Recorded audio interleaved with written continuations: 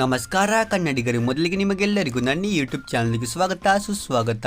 So ಇದು ಬಂದ್ಬಿಟ್ಟು PKL season 12ರ starting 7 ಕಂಪ್ಯಾರಿಸನ್ನ ಎರಡನೇ ವಿಡಿಯೋ. ಹೌದು, ಮೊದಲಿಗೆ ನಾನಿಲ್ಲಿ ಬೆಂಗಳೂರು ಬುಲ್ಸ್ ಮತ್ತು ತಮಿಳ್ ತಲೆವಾಸ್ ಸ್ಟಾರ್ಟಿಂಗ್ 7 ಅನ್ನು ಕಂಪೇರ್ ಮಾಡಿದ್ದೆ ಮತ್ತು ಅದಕ್ಕಂತೂ ತುಂಬಾ ಒಂದು ಉತ್ತಮವಾದ ರೆಸ್ಪಾನ್ಸ್ ಬಂದಿದ್ದು.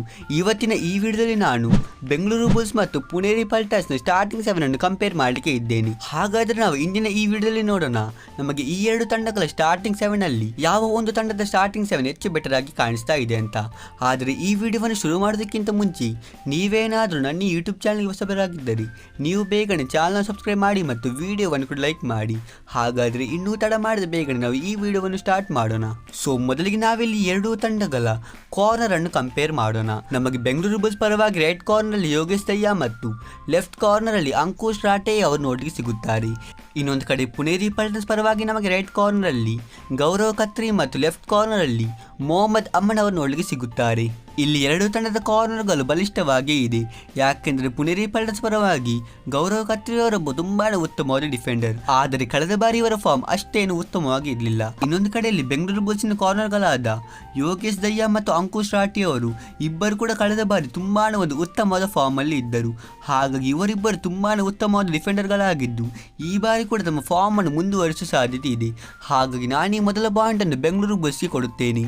ಸೊ ಇಲ್ಲಿ ಬೆಂಗಳೂರು ಬುಲ್ಸ್ 1 ಪಾಯಿಂಟ್ ಆಗಿದೆ ಮತ್ತು ಪುಣೇರಿ ಪಲ್ಟರ್ಸ್ ಪಾಯಿಂಟ್ ಇಲ್ಲಿ 0 ಇದೆ. ನಂತರ ನಾವಿಲ್ಲಿ ಎರಡೂ ತಂಡಗಳು ಲೆಫ್ಟ್ ಮತ್ತು ರೈಟ್ ಇನ್ ಅನ್ನು ಕಂಪೇರ್ ಮಾಡೋದಾದ್ರೆ ನಮಗೆ ಬೆಂಗಳೂರು ಬುಲ್ಸ್ ಪರವಾಗಿ ರೈಟ್ ಇನ್ ನಲ್ಲಿ ಪಂಕಜ್ ಠಾಕೂರ್ ಮತ್ತು ಲೆಫ್ಟ್ ಇನ್ ನಲ್ಲಿ ಆಶೀಶ್ ಮಲ್ಲಿಕ್ ಅವರು ನೋಡಲಿಕ್ಕೆ ಸಿಗುತ್ತಾರೆ.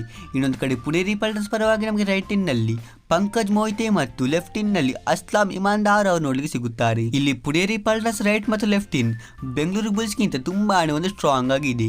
ಯಾಕೆಂದರೆ ಇವರ ಬಳಿ ಅಸ್ಲಾಂ ಇಮಾನ್ದಾರ್ ಅಂತ ಒಂದು ತುಂಬಾ ಉತ್ತಮವಾದ ರೈಡರ್ ಇದ್ದಾರೆ. ಇವರು ಈ ಬಾರಿ ನಮಗೆ ಪುಣೇರಿ ಪಲ್ಟರ್ಸ್ ನ ಕ್ಯಾಪ್ಟನ್ ಆಗಿ ಕೂಡ ನೋಡ್ಲಿಕ್ಕೆ ಸಿಗುವ ಸಾಧ್ಯತೆ ಇದೆ. ಆದರೆ ಇನ್ನೊಂದು ಕಡೆ ನಮ್ಮ ಬೆಂಗಳೂರು ಬುಲ್ಸ್ನ ಇನ್ನಲ್ಲಿ ಅಷ್ಟೇನು ಎಕ್ಸ್ಪೀರಿಯನ್ಸ್ ನೋಡ್ಲಿಕ್ಕೆ ಸಿಗುತ್ತಾ ಇಲ್ಲ.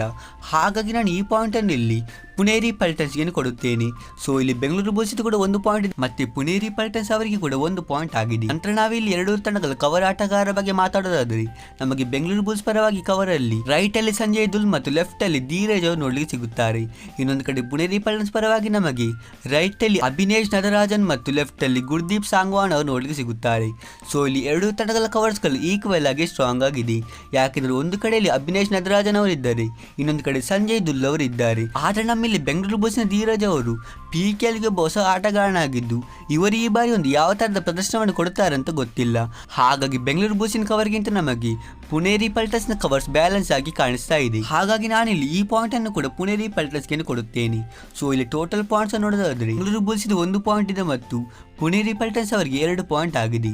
ಹಾಗಾದ್ರೆ ನಾವಿಲ್ಲಿ ಅಂತಿಮದಲ್ಲಿ ಈ ಎರಡೂ ತಂಡಗಳ ಸೆಂಟರ್ ರೈಡರ್ ಅನ್ನು ಕಂಪೇರ್ ಮಾಡೋದಾದ್ರೆ ನಮಗೆ ಬೆಂಗಳೂರು ಬುಲ್ಸ್ ಪರವಾಗಿ ಸೆಂಟರ್ ಅಲ್ಲಿ ಆಕಾಶ್ ಹಿಂದೆ ಅವರು ನೋಡ್ಲಿಕ್ಕೆ ಸಿಗುತ್ತಾರೆ.